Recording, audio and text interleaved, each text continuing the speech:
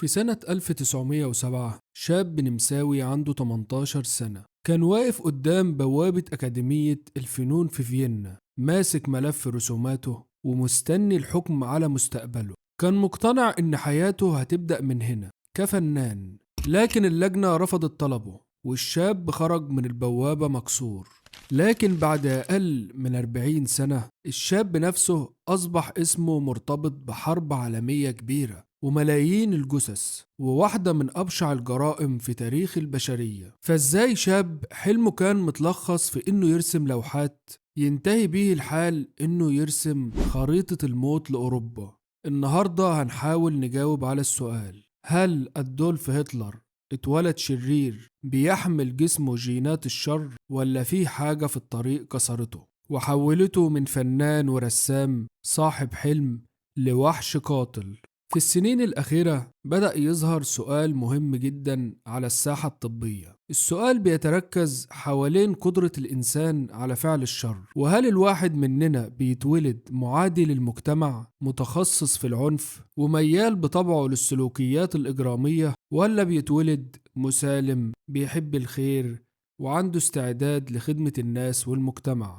منين بيجي العنف؟ وهل الجينات بتاعتنا هي اللي فيها الخلل، ولا الخلل موجود في المجتمع وبيئة التنشئة؟ وعشان نجاوب على السؤال كان لازم ندرس كام شخصية من الشخصيات اللي اتعرف عنها إنها جبارة وبتمتلك قدرة غير محدودة على العنف وإيذاء الآخرين. وواحد من أهم الشخصيات دي كان أدولف هتلر، الشخص اللي أشعل حرب مات فيها 60 مليون بني آدم، وصاحب المحرقة الأشهر في التاريخ. أدولف هتلر كان ديكتاتور ألمانيا النازية وواحد من أهم رموز الشر في العالم، واللي اشتهر بسمعته السيئة وباضطهاده وقتله الجماعي الممنهج لليهود في أوروبا. اتولد هتلر في الإمبراطورية النمساوية المجرية في قرية اسمها براوناو، ودي موجودة على الحدود مع الإمبراطورية الألمانية. اتزعم حزب العمال الألماني الاشتراكي الوطني المعروف باسم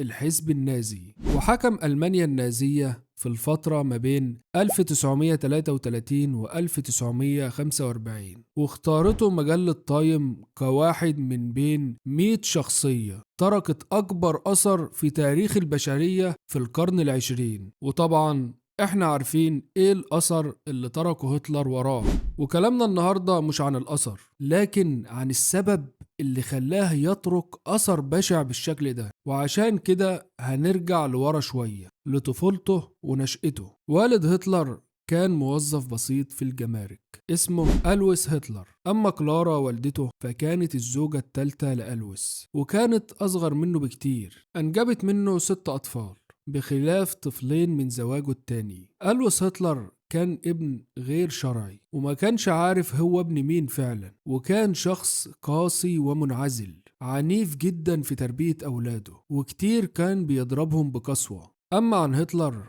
فكان طفل ضعيف البنية ودايما مريض، ومع ذلك والده كان بيضربه بشدة. بعض الروايات بتقول إنه كان بيضربه هو وأخوه بالكرباج بشكل مستمر، لكنه كان بيعاقب هتلر بقسوة أكبر لأنه كان متمرد. في مرة لما كان عنده 11 سنة اتجلد عشرات المرات، ومع ذلك استحمل الألم ورفض يبكي عشان ما يديش والده إحساس بإنه كسره. قسوة الأب خلت هتلر أخد جانب مامته على طول الخط، خصوصا ان والدته كانت شديدة الحنية معاه وكانت بتقف لابوه في معظم الأحيان عشان تحميه منه. صحيح ما كانتش بتنتصر لكن على الأقل كانت بتحاول، وده خلى هتلر اتعلق بيها جدا تعلق مرضي وكره أبوه. التناقض اللي ما بين الشخصيتين عامة بيخلق شخصية شايفة نفسها حاجة من الاتنين، يا إما ضحية يا إما مختارة لحدث عظيم. في طفولته اتعلم هتلر تعليم عادي في مدارس عادية. في ابتدائي كان بيعاني من صعوبات التعلم، وطبعا ما كانش الطفل المميز اللي بيلفت انتباه الأساتذة، ولا كان الطفل المشاغب اللي كل يوم يترن علقة في طابور الصباح. يعني شخصيته من بدايتها كانت شخصية انعزالية، ويمكن ده اللي خلاه يخرج كل طاقاته في الرسم. من صغره وهو كان بيحلم يبقى رسام، لكن والده كان ضد الرغبة دي وكان عايزه يبقى نسخة تانية منه، موظف جمارك. وعشان كده بعته يتعلم في مدرسة صناعي. لكن هتلر كان عاوز ينضم لمدرسة عادية. كانت خطة هتلر إنه يسيب المدرسة الصناعي وينضم المدرسة عادية تؤهله إنه يدخل كلية الفنون الجميلة. بس يعمل ده إزاي؟ ووالده لا بيتناقش معاه ولا بيهتم برغبة أولاده. هنا دماغه ودته في سكة المشاغبة، يتخانق في المدرسة، يغيب، يقل أدبه على المدرسين. كل ده على أمل إن والده يجي في يوم ويخرجه من المدرسة دي ويوديه لمدرسة ثانوي عادية. لكن ده ما حصلش. خلال دراسته مات 4 من إخواته، من بينهم أخوه الصغير أدموند اللي أقربهم لقلبه واللي مات بسبب الحصبة. وقتها هتلر اتأثر جدا نفسيا وانطوى على نفسه وتحول لشخص كئيب منعزل، وانتهى الموضوع بأنه ترك الدراسة نهائي. لما ترك المدرسة كان عنده أمل إنه يسحب ورقه ويوديه لأكاديمية الفنون،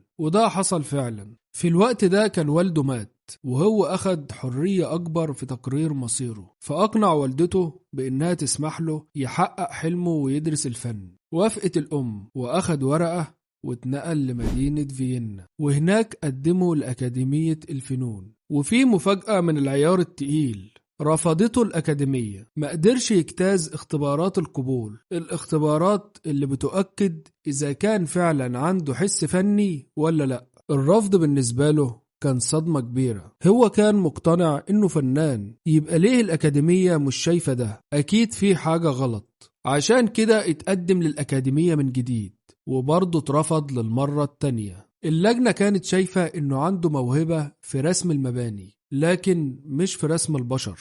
يعني الراجل اللي هيكرر مصير ملايين البشر بعد كام سنة كان فنان مش عارف يرسم البشر أصلا. بعد ما اترفض من الأكاديمية أصبح متشرد بلا مأوى، عايش في الشوارع وبينتقل ما بين بيوت الإيواء والملاجئ.